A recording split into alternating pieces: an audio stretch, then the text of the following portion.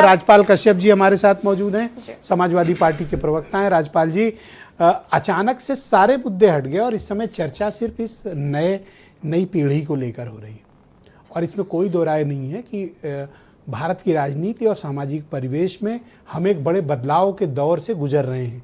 बड़ा बदलाव होगा, हमारा समाज भी बदलेगा, राजनीतिक तौर तरीके भी।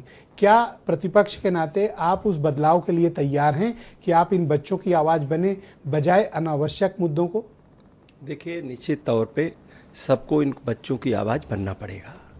और दूसरी बात, संघ प्रमुख को सबसे पहले तो देश के प्रधानमंत्री, पहले अपने बारे में बता देते फिर आते संघ प्रमुख। नहीं, संघ प्रमुख जो बयान दिए हैं, हम लोग तो तैयार ही हैं, बदलाव के लिए भी तैयार हैं और हमारी पार्टी, हमारा नेता खुद बदलाव, आपने देखे उनके विजन देखो आप। तो मुझे उनका विजन बताइए ना, आप आरएसएस चीफ से स्टार्ट कर रहे हो, इसी से लगता है आपके पास कोई विजन नहीं है सर। अगर माननीय अखिलेश यादव जी ने का विजन तो आप बताओ ना। मैं यही बताना चाहता हूं, एचसीएल जैसी बड़ी कंपनी ले आके यहां लखनऊ में स्थापित की, इसलिए कि लोगों को बंगलौर ना जाना पड़े नौकरी करने।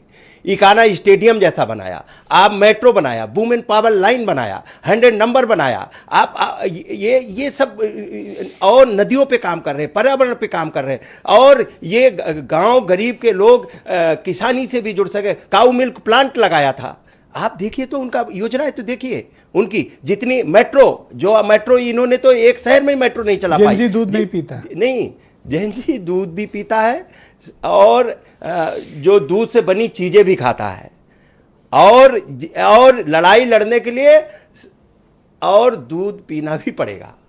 जेनजी को चाहिए एजुकेशन, खुला माहौल, तो एजुकेशन के लिए अभिव्यक्ति की स्वतंत्रता और एक जॉब, नहीं, सिक्योर्ड फ्यूचर। ब्रजेश जी, शिक्षा इन्होंने महंगी कर दी, और जो परीक्षा जो पास होके बच्चे आ रहे हैं उनके पेपर लीक हो जा रहे हैं बीजेपी के शासनकाल में। जो 12 साल पहले वो ओवरेज हो गए, बीजेपी में जो फार्म डालने लायक हुए थे वो ओवरेज हो गए। और दूसरी बात संघ प्रमुख जी की, मैं ये बताना चाहता हूँ, संघ प्रमुख जी ने जो जेनजी के बारे में बोला है, पहले तो वो प्रधानमंत्री जी, गृह मंत्री जी से बात कर लेते, और जो मीडिया हाउसेज है जो गाली दे रहे थे जेनजी को, उनसे बात करते। दूसरी बात, जो संघ प्रमुख जी गृह मंत्री को आदेश देते, जिन लोगों ने कठोर गोली चलाई है, लाठी चलाया, डंडा चलाया जेनजी पे, जिनको मारा पीटा है, उन पर कार्रवाई करें। आदेश तो देश का प्रधानमंत्री दे सकता है। नहीं, प्रधानमंत्री दे, गृह मंत्री दे, लेकिन ये संघ फिर क्या है? उनसे भी ऊपर है ये? नहीं, ये उनसे ऊपर है, ये उनसे ऊपर है। ऐसा लगता है, सिन्हा जी से पूछो। नहीं ब्रजेश जी, दरोगा भी नहीं सुनता।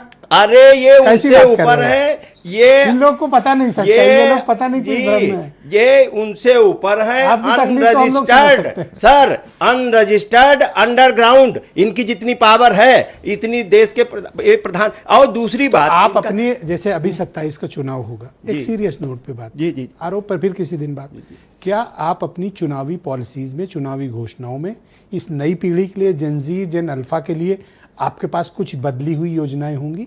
निश्चित तौर पे होगी। और माननीय अखिलेश एजेंडे में लाओ सर। नहीं, देखिए, आपने नहीं देखा क्या लैपटॉप दिया था? कब दिया था लैपटॉप? आप याद करो, आप कन्या विद्याधन दिया था। आप भी अतीत में चले गए चौधरी जी की तरह। नहीं, आप लोग अतीत जीवी हैं। नहीं तो विजन अभी आपको दिखाई पड़ जाएगा चुनावी एजेंडे में। चुनावी एजेंडे में सब कुछ दिखा। एक ब्रजेश जी, ये इनका दोहरा चरित्र, अब आप जितना बोलोगे राजपूत जी का टाइम नहीं, दोहरा चरित्र आरएसएस का।